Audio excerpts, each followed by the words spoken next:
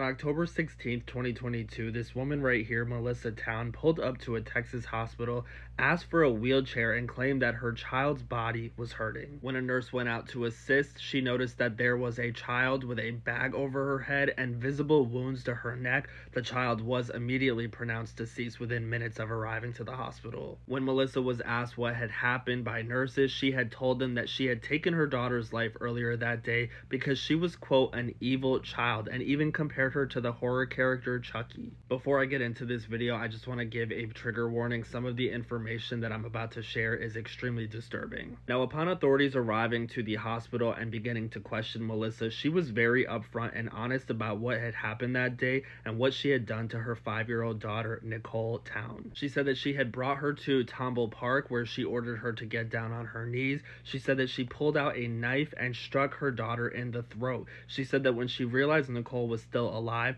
she took a bag and placed the bag over her daughter's head. She then said that she sat on her daughter for approximately 30 to 45 minutes until she realized that she was no longer breathing, and that is when she decided to bring her to the hospital. During Nicole's life, her mother, Melissa, had been reported to CPS 7 different times for concerns about her ability to take care of her daughter due to struggles with her mental health. 4 of those investigations ended with CPS determining the family was at a high risk level. Now, in 2017, both of Nicole's parents were court-ordered to participate in safety training classes. Nicole's father ended up agreeing. However, Nicole's mother didn't. At the time, Melissa was actually in jail for another offense, and when she got out, she refused to take these courses. In 2020 and 2021, according to court documents, Melissa also refused mental health services. 10 days before Nicole's passing, CPS was notified of Nicole being covered in scars as well as insect bites, and it was reported that she had smelled like she was using the bathroom on herself. It was discovered that Nicole wasn't in school, she wasn't potty trained, and she was still wearing diapers. According to reports, CPS did open up an investigation. However, Nicole was left with her mother and stepfather for the time being.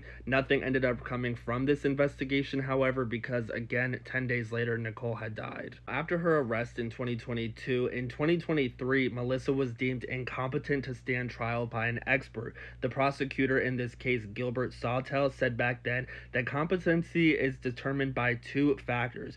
1, does the defendant understand the charges against them? And 2, can they reasonably communicate with their attorney? According to the prosecutor, an expert determined that she did not meet either of those requirements. He did at the time say that this was not a get-out-of-jail-free card. He said that competency isn't a permanent state, it's a fluid thing and can change daily. In Melissa Town's case, they did expect her to regain competency. Now fast forward to present day, Melissa was expected to go to trial for capital MURDER on September 9th, 2025. However, a judge actually heard the evidence in this case and found Town not guilty by reason of insanity. Judge Mark Ellis ultimately ordered that Melissa Town be committed to a facility where she will be evaluated and treated for her mental health condition. Nicole's father's family members stated that Nicole was a sweet little girl and she was full of love and giggles. This is obviously devastating, and it's just another one of those cases where you have to ask yourself, why wasn't CPS doing more?